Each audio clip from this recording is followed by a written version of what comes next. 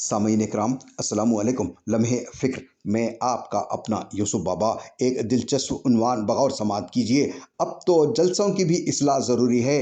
गुस्ताखी माफ़, हद हो गई मुगालते की, हद हो गई मुबालगे की, हद हो गई नजराने के नाम पर लूट घसूट की, हद हो गई ज़कात सदक़ात और खैरात फ्रॉड करने की, हद हो गई फ्यूचर लीडर विलेज स्कूल खा जाने की, हद हो गई पीरी मुरीदी को बढ़ावा देने की, और हद हो गई बुजुर्गों के किस्से कहानियाँ सुनने और सुनाने की। माशरे के अंदर बुराइयां बढ़ती जा रही हैं, नाक़िस और नई नई रस्में बढ़ती जा रही हैं। दीन के नाम पर होने वाले जलसे नाम व नमूद तक महदूद, शोहरत और नुमाइश तक महदूद। नात खां को भी दाद और दौलत चाहिए, पेशावार ख़तीब को भी दाद नारे और दौलत चाहिए। रात 10 बजने के बाद जलसा शुरू होगा और रात के आखिरी हिस्से में जलसा ख़त्म होगा। ज़्यादा से ज़्यादा भीड़ हो जाए तो जलसा कामयाब, ज़्यादा से ज़्यादा नारे लगे तो जलसा कामयाब, जितनी देर रात तक जलसा चले उतना कामयाब। महंगे से महंगा ख़तीब व शायर हो तो जलसा कामयाब, जितनी तड़क झड़क के साथ तकरीरें हों जलसा उतना कामयाब, जितना दूसरे मसलक वालों को गालियाँ दे जलसा उतना कामयाब, जितना झूठ बोले उतना कामयाब। अब जलसे की कामयाबी का मेयार रेडीमेड हो गया। मुक़र्रिरीन के भी बाकायदा रेट हैं। आम तौर पर एक मुक़र्रिर अपना चार्ज कम से कम 20 से 25 हज़ार रुपये रखता है, और नात खां तो उनसे भी आगे हैं। जब नात खां माइक के सामने खड़ा होता है तो कहता है कि कहो सुभान अल्लाह, किनारे वाले बोलो, बीच वाले बोलो, पीछे वाले बोलो, आगे वाले बोलो, और कभी कभी तो ये कहता है कि जब तक सुभान अल्लाह नहीं कहोगे मैं दूसरा शेर नहीं पढ़ूंगा।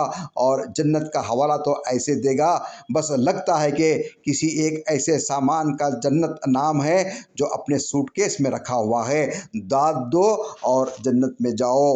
बार बार हज़रत हसन रज़ी अल्लाह ताला अन्हु का हवाला देगा कि हम सुन्नत हसन अदा कर रहे हैं, जबकि हकीकत तो ये है कि आज के ज़्यादातर शोरा हज़रत हसन रज़ी अल्लाह ताला अन्हु की तौहीन कर रहे हैं और उनकी रूह को तकलीफ़ पहुंचा रहे हैं, क्योंकि हज़रत हसन रज़ी अल्लाह ताला अन्हु ने भी कभी भी अल्लाह के रसूल सल्लल्लाहु अलैहि वसल्लम से ये नहीं कहा कि या रसूलुल्लाह आप पैसे दें तब मैं नात पढ़ूंगा। आज एक शायर नात रसूल पढ़ने के लिए अपना रेट मुकर्रर किया हुआ है, और मुसलमानों का भी वही हाल है कि महंगे से महंगा शायर को बुलाकर फ़ख्र महसूस करते हैं। गर्ज ये कि आज का जलसा सुनने और सुनाने और अमल करने के लिए नहीं होता, बल्कि देखने और दिखाने और दूसरों को नीचा दिखाने के लिए होता है। उल्मा की बहुत बड़ी तादाद ऐसी है कि जो ख़ुद को वारिसे अंबिया भी कहते हैं और अपनी तकरीर का रेट भी मुकर्रर किए हुए हैं। सारे उलमा कराम ऐसे नहीं हैं, लेकिन अक्सरियत ऐसे ही उलमा की है कि वो मुंह खोल कर पैसे मांगते हैं। उनकी तकरीरें भी सिर्फ़ पीर वाली इमाम मुहद्दिस और बुज़ुर्गों की करामत पर मुनहसर होती है, और बेशुमार ऐसी करामतें बयान करते हैं कि अब तो गैर मुस्लिम भी सवाल खड़ा करने लगे हैं और ये जवाब नहीं दे पाते। इसकी वजह यह है कि पेशावर ख़तीब मुक़र्रिर और आलिम ये समझते हैं कि हमारी तारीख़ सिर्फ़ हम ही पढ़ते हैं, हालांकि ये गलत फहमी का शिकार हैं, क्योंकि हर मज़हब की तालीमात हर मज़हब के मानने वालों के अंदर पढ़ने वाले मौजूद हैं। इसी वजह से तो न्यूज़ चैनलों पर डिबेट में ये चंदेखोर उलमा लड़खड़ा जाते हैं। याद रहे कि जलसे का माहौल ये है कि मुक़र्रिर जो चाहे बोला जाए, कोई रोकता नहीं, कोई टोकता नहीं। गौसे आज़म सैयदना अब्दुल क़ादिर जिलानी रहमतुल्लाह अलैह की करामत बयान करेंगे और अपने आप को उनका मुरीद भी कहेंगे, मगर गौसे आज़म का मसलक क्या था, गौसे आज़म के नमाज का तरीक़ा क्या था, ये कभी नहीं बताया जाता।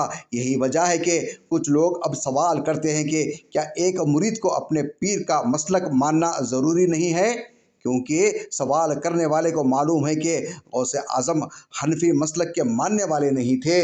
वो रफ़ाए दैन के कायल थे, वो अमीन बिल जहर के कायल थे।